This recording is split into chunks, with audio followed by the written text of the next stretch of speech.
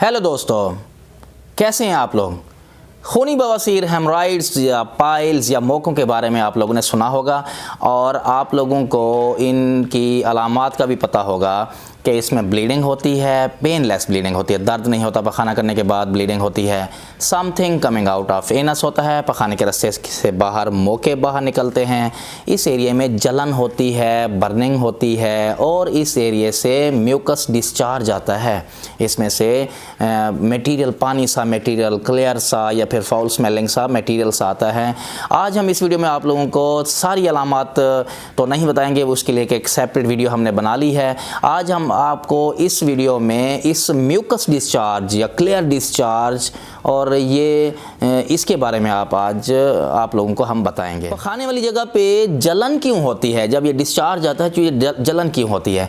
इसकी हम एग्जांपल इस तरह देते हैं कि जब बच्चे को या बड़े को नोज़ी आता है तो जहाँ से अंदर से जो मटेरियल जब जिल्द पे आके लगता है, नाक के ऊपर आगे लगता है तो इतनी जलन होती है और दिल करता है कि ऐसे इसको रगड़ के और उल्टा नाक को लाल कर देते हैं रगड़ के, क्योंकि जलन सा वाला होता है। इसी तरह अगर जो म्यूकस डिस्चार्ज पखाने वाले रास्ते से आ रहा होता है, जैसे वो स्किन पे आता है तो वहाँ पे जलन सी, इचिंग सी, बर्निंग सी सेंसेशन हो रही होती है। जब भी मोके बड़े हुए होते हैं या इन्फ्लेम्ड हुए होते हैं, सूजे हुए होते हैं, तो इस मौके वाली जगह से इन्फ्लेमेशन की वजह से यहाँ से पानी और डिस्चार्ज सा रास्ता रहता है। वैसे तो ये क्लियर होता है और नोटिस भी नहीं करते पेशेंट इसको। और यूजुअली ये जो म्यूकस डिस्चार्ज होता है ये यूजुअली 7 to 10 डेज़ में ख़ुद ही सेटल कर जाता है, क्योंकि साथ ही जो हेमराइड्स की या पाइल्स की इन्फ्लेमेशन जैसे ही सेटल होती है, सोजन उसकी ख़त्म होती है, तो उसके साथ डिस्चार्ज आना भी बंद हो जाता है इसका। ये क्लियर डिस्चार्ज से येलोश भी हो सकता है और फाउल स्मेलिंग भी हो सकता है, क्योंकि बहुत ज़्यादा हेमराइड्स जब इन्फ्लेम्ड हुए होते हैं तो वहाँ से इन्फेक्टेड सा मटेरियल, इन्फेक्टेड सा डिस्चार्ज आता है, तो फाउल स्मेलिंग डिस्चार्ज भी यहाँ से आ सकता है, जो कि कपड़ों पे लगा होगा, फिर उसका कलर भी थोड़ा चेंज हो सकता है। जैसे कि हमने आप लोगों को पहले भी बताया है कि ये नोटिस नहीं होता क्योंकि डिस्चार्ज बाहर निकलता नहीं है, लेकिन म्यूकस लीकेज हो सकती है और ये ख़ास कंडीशन होती है जिसमें म्यूकस लीकेज हो सकती है। जैसे ये हेमराइड्स बाहर आते हैं, ये मोके सूजे हुए होते हैं, तो इनमें एक्चुअली वो खून की नाड़ें होती हैं, वो वेसल होती हैं,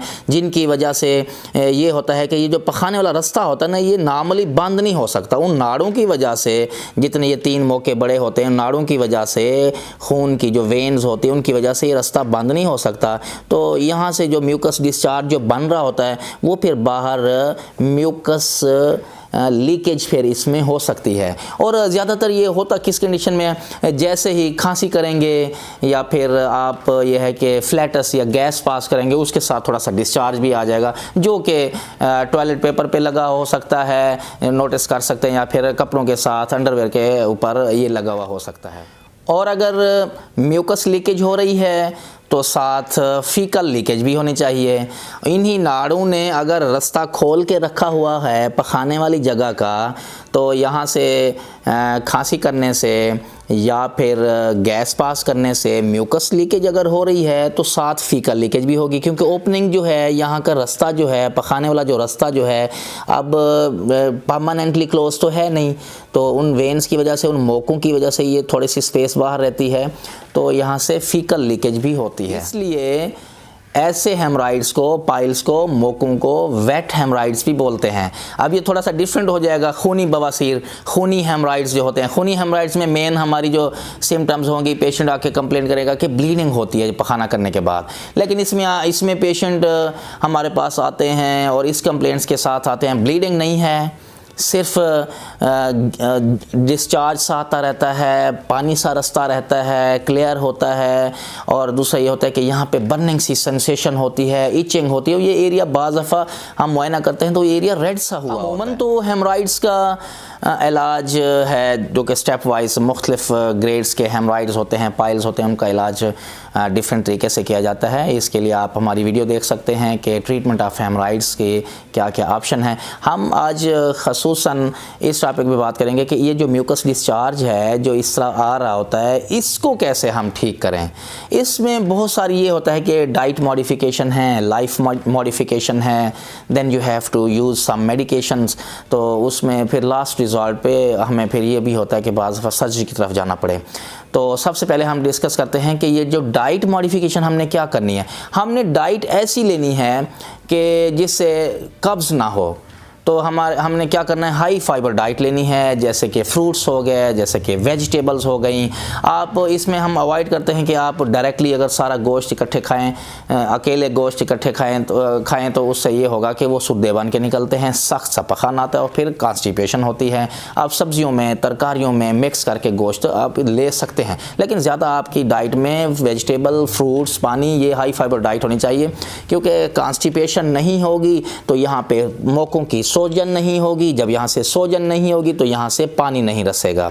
दूसरा फिर ये होता है कि दूसरी भी मॉडिफिकेशन वो ये है कि अगर कॉन्स्टिपेशन फिर भी रिलीव नहीं हो रही है तो फिर स्टूल सॉफ्टनर का यूज़ करते हैं, जैसे कि डुफ्लेक्स सिरप हो गया। डुफ्लेक्स सिरप के बारे में हमने डिटेल वीडियो बनाई है, वो भी आप हमारे चैनल पर देख सकते हैं कि डुफ्लेक्स को यूज़ कैसे करते हैं, इसकी डोज क्या होती है, बच्चों में बड़ों में इसके कैसे है। ये भी स्टूल को जो है ना साफ़ करेंगे और कॉन्स्टिपेशन को रिलीव करेंगे। जब कॉन्स्टिपेशन रिलीव होगी तो ये मौके सूजे हुए नहीं रहेंगे। जब सोजन उतरेगी तो साथ ही डिस्चार्ज इनका कम हो जाएगा।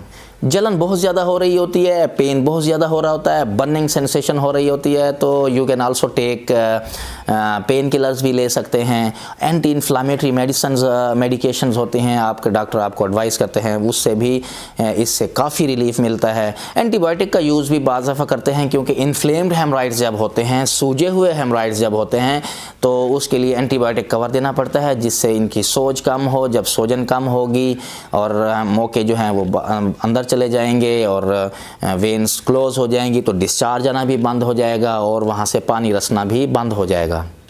अब हम आपको बताते हैं जो इसके लिए बहुत ही फ़ायदेमंद है और कारआमद है, वो है वार्म सीट्स बाथ। आपने टब में नीम गर्म पानी में पायोडीन ले सकते हैं, डिटॉल थोड़ा सा डाल सकते हैं, उससे आपने वार्म सीट्स बाथ लेने हैं। 15 से 20 मिनट के लिए लेने हैं, दिन में 2 से 3 मरतबा ले सकते हैं। जब बड़ा पेशाब आता है, पखाना, तो उस वक्त तो आपने लाजमी लेने हैं ताकि यहाँ पे पखाना ना फंसा रहे। तो इसकी एक डिटेल वीडियो भी हमने बनाई हुई है, जिसका लिंक हम डिस्क्रिप्शन में देंगे, तो आप डिटेल से इसको देख सकते हैं। वार्म सीट्स बाथ लाजमी लेने होते हैं जब ये प्रॉब्लम हो रहा है, तो ये एरिया क्लीन रहता है और यहाँ पे सूदिंग इफेक्ट मिलता है, यहाँ पे स्वेलिंग कम होगी। जब स्वेलिंग कम होगी तो फिर पानी डिस्चार्ज रसना बंद हो जाता है। फिर कुछ टॉपिकल हेमराइडल क्रीम होती हैं, हेमराइड्स ऑइंटमेंट होते हैं, उनका इस्तेमाल करने से भी ये होता है कि इसका जो म्यूकस डिस्चार्ज है वो कदरे कम हो जाता है और फिर ख़त्म हो जाता है। ये हेमराइडल क्रीम जो ऑइंटमेंट होती हैं, जैसा कि हेडेंसा क्रीम है या फिर पाइलेक्स है, इसी तरह और भी मार्केट में अवेलेबल हैं। इनका काम क्या होता है? इनका काम ये होता है कि इनमें ऐसे इंग्रेडिएंट्स होते हैं, जैसे कि इसमें लोकल एनेस्थेटिक इसमें हो सकते हैं जो इस जगह की जलन को कम करेंगे। इसमें प्रोटेक्टेंट्स होते हैं, जिसमें कि मिनरल ऑयल्स हो गए, पेट्रोलियम जेली हो गई, इस एरिया को सूदिंग इफेक्ट देने के लिए। प्लस इसमें ये होते हैं कि इसमें हाइड्रोकॉर्टिसोन स्टीरॉइड होता है एंटी इन्फ्लेमेटरी इफेक्ट के लिए। इसमें डीकंजेस्टेंट होते हैं ताकि वो जो नाड़ें, वो जो फूले हुए मौके हैं, वो उनको नाड़ें जो हैं उसमें वो श्रिंक कर जाएंगी।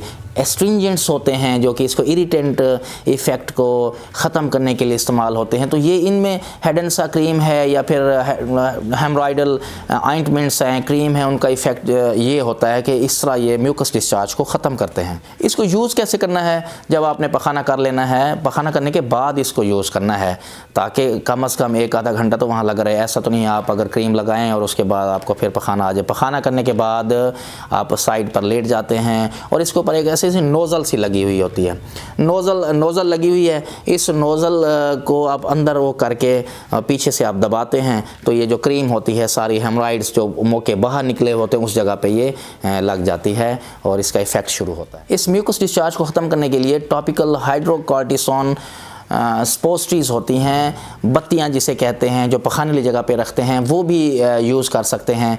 उसमें फिर उसमें ये होता है कि हाइड्रोकॉर्टिसोन होता है और उसका भी यही है कि पखाना कर लेना है पहले और उसके बाद आप लेट के पखाने वाली जगह पे। अब ये बत्तियाँ जो होती हैं या जो स्पोस्ट्री होती हैं हाइड्रोकॉर्टिसोन की, इसका एक पॉइंटेड सा एंड होता है और दूसरा बेस मोटी सी होती है, पिछला एंड। इसको आपने करना क्या है कि पखाने वाले रास्ते में जो पॉइंटेड एंड होता है ना, एक या दो बत्तियाँ आप पॉइंटेड एंड अंतड़ियों की तरफ आपने इनको पुश कर देना है। दिन में 2 से 3 मरतबा आप ये स्पोस्ट्री यूज़ कर सकते हैं और लेकिन इसका इफ़ेक्ट आने के लिए आपको 5 से 7 दिन लग जाएंगे ये म्यूकस डिस्चार्ज को रिड्यूस करने में, कम करने में और उनको ख़त्म करने के लिए। ये भी एक ऑप्शन है इसको मैनेज करने के लिए। इससे भी अगर ठीक नहीं हो रहा, ये तमाम डाइटरी मॉडिफिकेशन और फिर मेडिकेशन और फिर कुछ लाइफ मॉडिफिकेशन और फिर टॉपिकल ऑइंटमेंट से, क्रीम से अगर ठीक नहीं हो रहा, तो फिर लास्ट रिजॉर्ट के तौर पे सर्जरी फिर एक ऑप्शन है। क्योंकि ये है तो वही बवासीर की ही एक अलामत ना, जो जिसमें खून आ रहा था या फिर something coming out of anus, मौके बाहर आ रहे थे। लाजमी नहीं है सिर्फ मौके हैं तो ऑपरेशन करवाएंगे, ब्लीडिंग है तो ऑपरेशन करवाएंगे। उन्हीं हेमराइड्स और पाइल्स की वजह से ही तो ये म्यूकस डिस्चार्ज, जो जलन है और बर्निंग सेंसेशन है, ये चीज़ें आ रही है। तो ये भी सर्जरी से बिल्कुल ठीक हो जाएंगे। तो इन मौकों का अब ये होता है कि सर्जरी भी अब 2 किस्म की है। या तो इन मौके अगर ये छोटे हैं साइज़ में, तो साइज़ में अगर छोटे हैं तो फिर रबर मिलते हैं मार्केट से, छोटे से रबर होते हैं, वो इन मौकों के ऊपर चढ़ा देते हैं। इजाफी मौके जो लटक रहे होते हैं, उनके ऊपर ऐसे रबर सा लग जाता है और वो जो रबर के बाहर वाला हिस्सा है वो सारा जो है ना झड़ जाता है बाद में। जब हेमराइड्स या पाइल्स ख़त्म हो जाएंगे तो उसके बाद ये डिस्चार्ज भी ख़त्म हो जाएगा।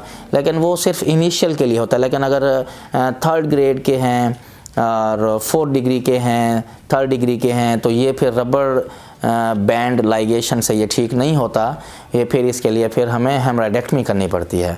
फिर हेमराइडेक्टमी ओपन है या क्लोज है, जिस टेक्निक से भी करेंगे, फिर तो ना मौके रहेंगे, ना फिर वहीं से, ना फिर उसकी अलामात होंगी, ना ही ब्लीडिंग होगी, ना ही म्यूकस डिस्चार्ज होगा, ना ही कोई और अलामत होगी।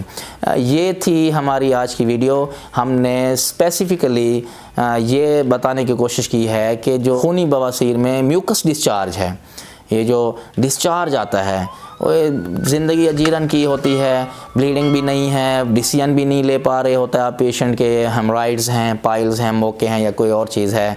लेकिन ये भी एक उसकी अलामत है जो कि पेशेंट नोटिस नहीं कर रहा होता। लेकिन बाद में क्योंकि बर्निंग सेंसेशन शुरू हो जाती है, इचिंग स्टार्ट हो जाती है, रेडनेस हो जाती है, फिर पेशेंट सीक्स मेडिकल और सर्जिकल एडवाइस। उम्मीद है आप लोगों को वीडियो अच्छी लगी होगी। इससे रिलेटेड और कोई क्वेश्चन है तो you can ask us in comment section and we will get back to you.